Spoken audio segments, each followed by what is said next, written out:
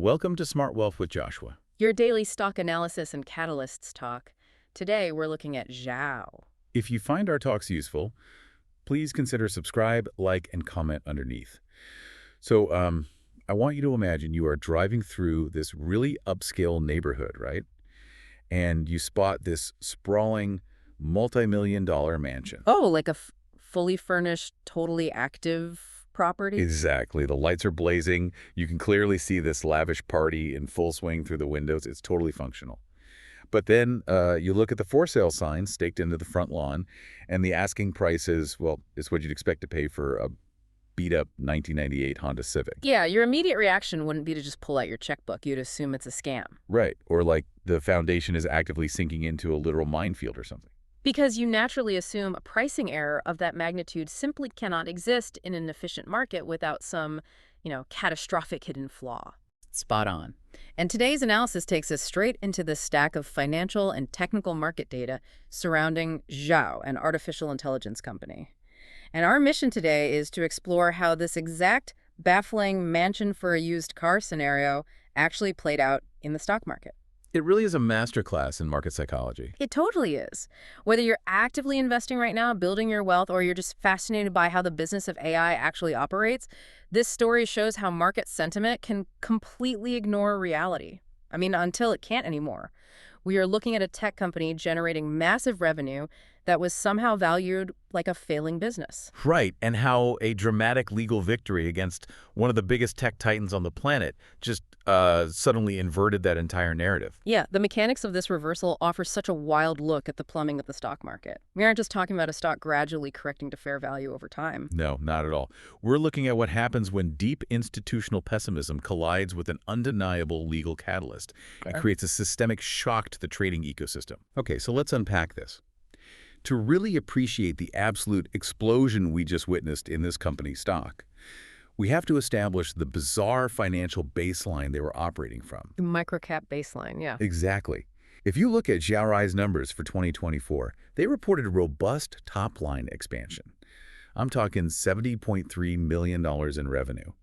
That is a 19% year-over-year increase. Right, which is huge. They aren't just pivoting or hoping for future sales. Their revenue is growing by double digits right now. Yeah, and the source of that revenue is critical here. This isn't some theoretical consumer-facing tech that, might monetize someday. No, it's driven by their proprietary Zang large language model, and specifically their model as a service offerings. They've aggressively targeted large enterprises that need secure, locally deployed AI. And they actually have the receipts for it. The data highlights a specific contract secured with AIA China in May 2025, worth between 3 and 4 million RMB. Which proves they can land massive, heavily regulated financial clients. They can retain them and generate real cash. Right, but here's the massive disconnect. Despite pulling in over $70 million a year, Xiao's market cap, the total valuation the market assigned to the entire company, was fluctuating between a microscopic $1.57 million and $3.32 million. Which is wild. Valuing a $70 million revenue stream at under $4 million is, it's the definition of a microcap anomaly. The market had basically priced in total imminent bankruptcy. Okay, well, I have to stop you there and push back on the data a bit because there is a glaring catch here. Oh, the earnings per share. Yes. The company reported an EPS loss of $1.26 in its December 31st quarterly report. So a $1.26 loss on a stock trading for pennies means they were bleeding cash at a terrifying rate. Yeah, it's a tough look on the surface. I don't really blame the market for pricing them near zero. Yeah. If you're looking at that loss, you're thinking what everyone else thought, this is a cash furnace. How are they going to keep the lights on long enough to actually turn a profit? What's fascinating here is that exact thesis is what drove the valuation into the ground, but it fundamentally misunderstands the capital expenditure required to build enterprise-grade AI. You mean the upfront costs? Exactly. The market heavily penalizes transition periods, especially in deep tech. Developing a proprietary model like Zang from scratch requires a monumental front-loaded burn rate. Right, the hardware alone. Yeah, you're paying for massive clusters of compute, you're paying a huge premium for scarce machine learning engineers, and financing relentless training cycles. That $1.26 EPS loss, that's just the cost of building the architecture. But investors were just staring at the immediate quarterly expense and completely ignoring the structural moat they were building. They ignored the operational footprint and the inherent stickiness of the product. Take AIA China, for example. An insurance giant does not adopt a third-party AI to handle highly sensitive client data by just, plugging into a public API. Oh, absolutely not. They need it air-gapped and locally deployed. Precisely. And because Zhao's model focuses specifically on data security and local integration, the switching costs for the enterprise become virtually insurmountable once it's implemented. You don't just rip out the neural network managing your secure data workflows without causing massive operational chaos. Right. The real story wasn't the temporary R&D loss. It was the incredibly resilient, recurring revenue base they were quietly locking in. But look, a sticky enterprise product doesn't magically fix a microscopic stock price. You can have the best tech in the world, but if the market is convinced you're going to be delisted or sued into oblivion, your valuation stays in the basement. Yeah, they needed undeniable proof that their intellectual property was untouchable. And they got it in the most dramatic venue possible. Here's where it gets really interesting. On April 1st, 2026, the Supreme People's Court of China officially rejected Apple's appeal to invalidate Xiao's core AI patent. The ultimate validation catalyst. Think about that. The highest court in the land, handing a definitive, final victory to a microcap company against one of the most well-capitalized tech conglomerates in human history. It's like holding a lottery ticket everyone said was fake until the Supreme Court forces the commission to admit it's real. The implications of that ruling completely rewrite the company's institutional DNA.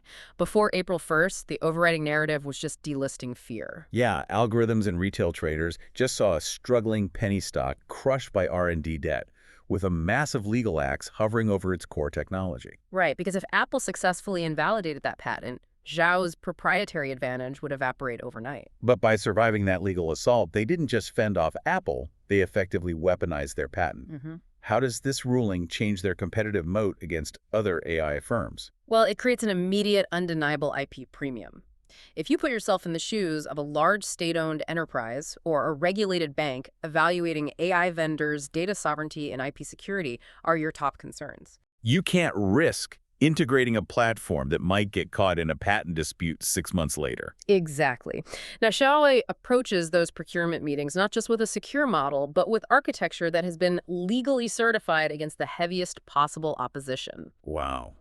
From a compliance standpoint, they instantly became the safest bet in the sector. Absolutely. The foundation of that metaphorical mansion is officially certified as solid bedrock.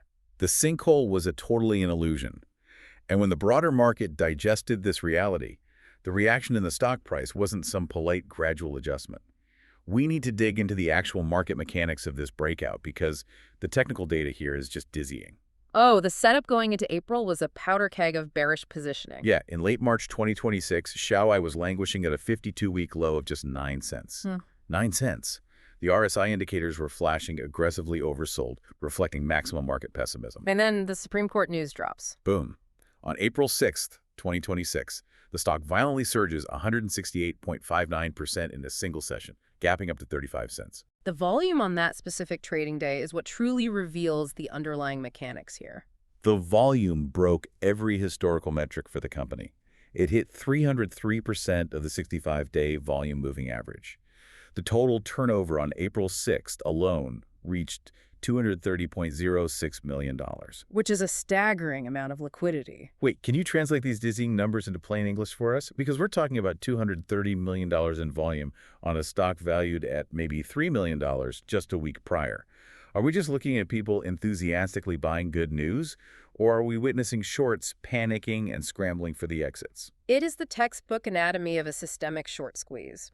The data notes that prior to this explosion, short interest had risen 19.9% in March. Meaning a massive cohort of traders had borrowed shares to sell, betting heavily that the NASDAQ delisting pressure and the EPS losses would drive the stock to zero. Right. They saw the $1.26 loss, saw the 9-cent share price, and assumed they were betting on a guaranteed bankruptcy.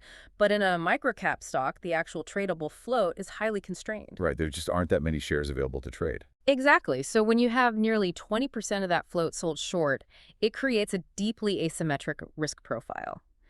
The moment that Supreme Court ruling hit the wires, the fundamental thesis for shorting the stock evaporated instantly. The IP was validated, the bankruptcy risk was deferred, and massive buying volume just flooded the order books. And it creates this recursive buying loop. The short sellers look at their screens and see the price gapping up from 9 cents to 15 cents, then 20 cents. And since there's theoretically no ceiling on how high a stock can go, their potential losses are infinite. Oh man, so the margin desks at their brokerages start initiating auto liquidations. Yep, forcing them to buy back the stock at market price just to close their positions and stop the bleeding. The sheer velocity of that $230 million in turnover just completely overwhelmed the available supply of shares. The shorts buying to cover acts as an accelerant, driving the price higher, which triggers margin calls for the next tier of short sellers. Exactly. It fundamentally breaks the pricing algorithms for a brief period. The psychological state of the market snapped violently from delisting fear to a high momentum breakout, and the shorts were basically trapped in a burning building with a microscopic exit door. Unbelievable. Okay, so what does this all mean moving forward? The dust settles on this 168% explosion. The shorts are licking their wounds.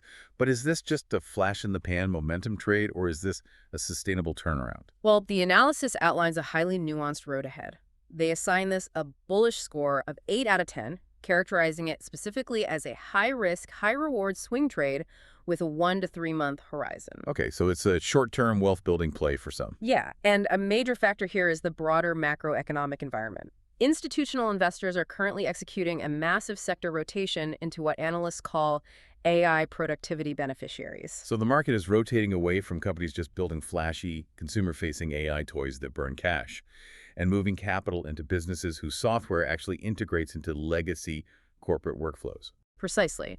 Real quantifiable productivity gains. And that is exactly the profile Xiao-I fits. They have that established $70 million revenue stream embedded in the enterprise sector. But there's also the speculative fire happening right now, specifically regarding the second quarter of 2026. Right. The market is aggressively pricing in the possibility of upcoming catalysts based on this legal victory. And we really need to address the rumors circulating right now, and we have to be incredibly impartial here. There is rampant market speculation regarding potential licensing monetization or even direct settlement talks with Apple. Yeah, but we have to stress, as of this recording, these settlements are entirely unconfirmed rumors. Absolutely.